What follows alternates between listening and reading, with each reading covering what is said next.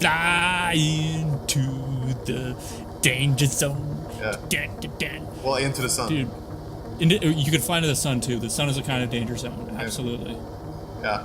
Welcome to another episode on ARMA 3. This time we're going to talk a little bit about the helicopters and how being a good pilot or a co-pilot in this particular game makes you very popular because you're going to be playing an essential role in this game. Well, and by essential role you mean taxi service, right? Yeah, pretty much. Although I will say that there is, some of the helicopters are armed, and you, as a pilot, you can actually fire from the little bird. Especially has the miniguns on the side. So, and there is also the Russian attack helicopter, and I think an American attack helicopter too, like an Apache style.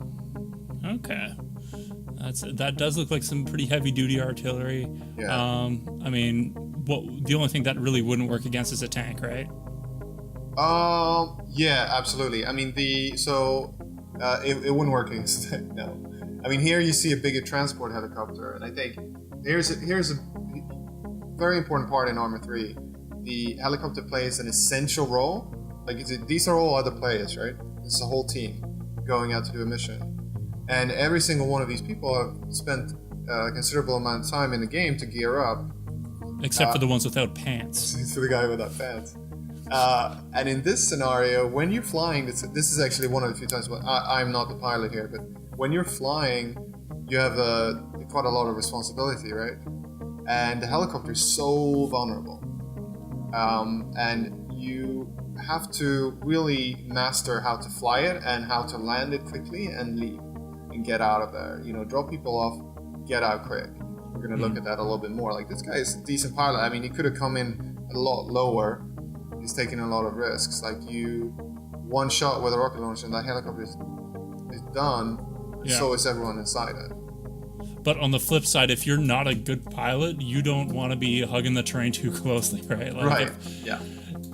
I mean, you gotta. The truth with ARMA is that you really have to train, and the easiest way to do that is go into the editor, load in a heli, load yourself in, and then just practice. And here's the Little Bird, and Little Bird allows people to sit outside as well. And I've actually been shot by an enemy player while sitting inside Little Bird because it's completely open. Yeah. So, but they've got Little Birds in Battlefield 3 as well, and they're very fast, very maneuverable, and have some pretty decent armaments. Oh yeah, but in the same way as Battlefield 3. If you don't know how to fly it, you can easily just overcompensate too much, or one way or another, and the heli's gone. Like the increase in flexibility and maneuverability goes both ways. Mm-hmm. So here I'm actually practicing what's called NOE, so nap of the earth is what they call it in the real life, where you go as low as you possibly can to avoid being seen. You can still be heard, obviously, but you avoid being seen. And what you want to do is you want to come in low altitude, as low as you can. I screwed it up a little bit there. I should have come in much lower and been able to land.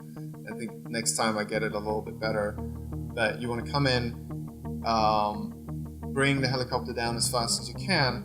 This is something that a lot of people don't know too, is that it's not, it took way too much time there, but it's not so vulnerable. Like, the underside is actually reinforced, so you can drop the chopper down quite hard into the ground, and that's how you should play it. But once you drop everyone off, you got to get out of there quick, because again, one, you're super vulnerable. You don't want to lose the resource, because the heli is a huge resource to your team.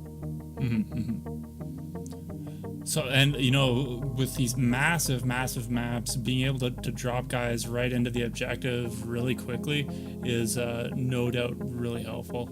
Yeah, I mean, I would say it's absolutely one of the, if not the key vehicles in this game, for sure. And if you play something like Wasteland, then in Wasteland, they become even more essential.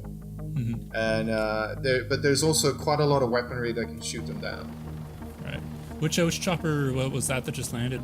That's the Ghost Hawk, which is a futuristic, can't be seen on radar style. Cool. And here's a Little Bird at night, and he actually has a searchlight.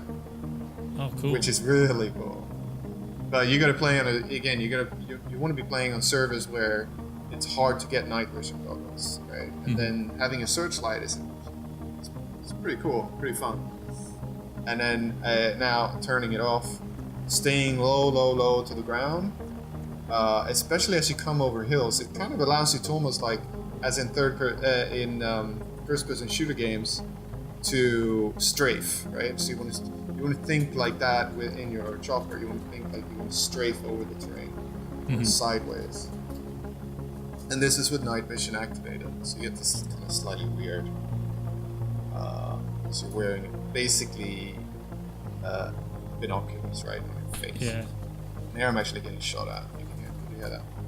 So I'm getting shot at. Good. And then you bail out quick. You go really low into a valley. Just get out of it. Yeah. I think I'm getting shot.